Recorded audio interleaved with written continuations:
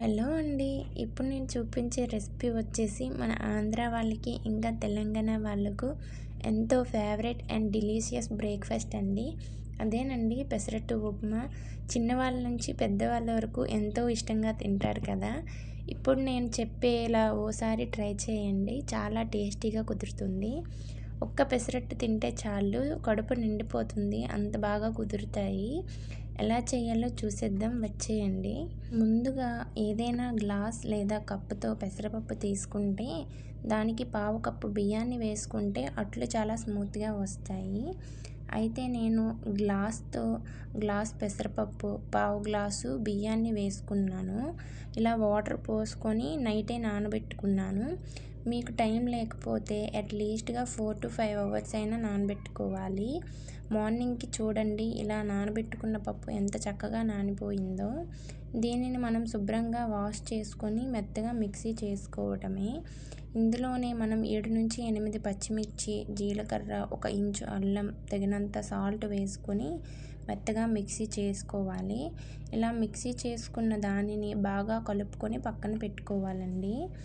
ఇప్పుడు మనం ఉప్మా కోసం 1 కప్పు బొంబాయి రవ్వను వేసి మంటను మీడియం ఫ్లేమ్‌లోనే పెట్టుకొని ఇలా వేయించుకోవాలి. మనకు రవ్వ వేగుతున్నప్పుడు వేగినట్లు స్మెల్ వస్తుంది. అలా మీకు తెలియకపోతే ఇలా దోరగా వేయించుకోవాలి. దీనిని వేరొక బౌల్‌లోకి ట్రాన్స్‌ఫర్ చేసుకొని అదే కడాయిలోకి 2 టేబుల్ స్పూన్ల ఆయిల్‌ను వేసి 1 స్పూన్ మినపప్పు, 1 స్పూన్ ఆవాలు, 1 స్పూన్ జీలకర్ర, కట్ చేసిన పచ్చిమిర్చి, సన్నగా తరిగి పెట్టిన ఉల్లి తరుగు వేసి ఇలా కలర్ మారేలా వేయించుకోవాలి. అందులోనే తగినంత అల్లం వేసుకొని కలుపుకొని కొద్దిగా కరివేపాకును వేసి 2 మినిట్స్ పాటు కలుపుకోవాలి.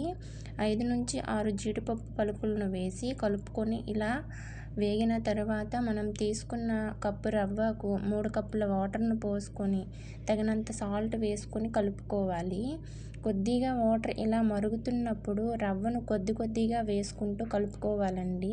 ఇలా కలుపుతూ ఉన్నప్పుడు కొంచెం లూజ్ కన్సిస్టెన్సీలో ఉన్నప్పుడే స్టవ్‌ను ఆఫ్ చేసి అందులో కట్ చేసిన కొత్తిమీరతో గార్నిష్ చేసుకోవాలి.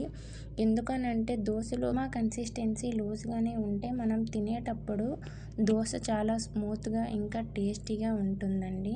ఇప్పుడు మనం పక్కన పెట్టుకున్న దోస బ్యాటర్‌ని తీసుకొని ఓసారి ఇలా కలుపుకొని స్టవ్ ఆన్ చేసి పెనం పెట్టుకొని ఇలా పెనం బాగా వేడయ్యాక దోస వేసుకోవాలి.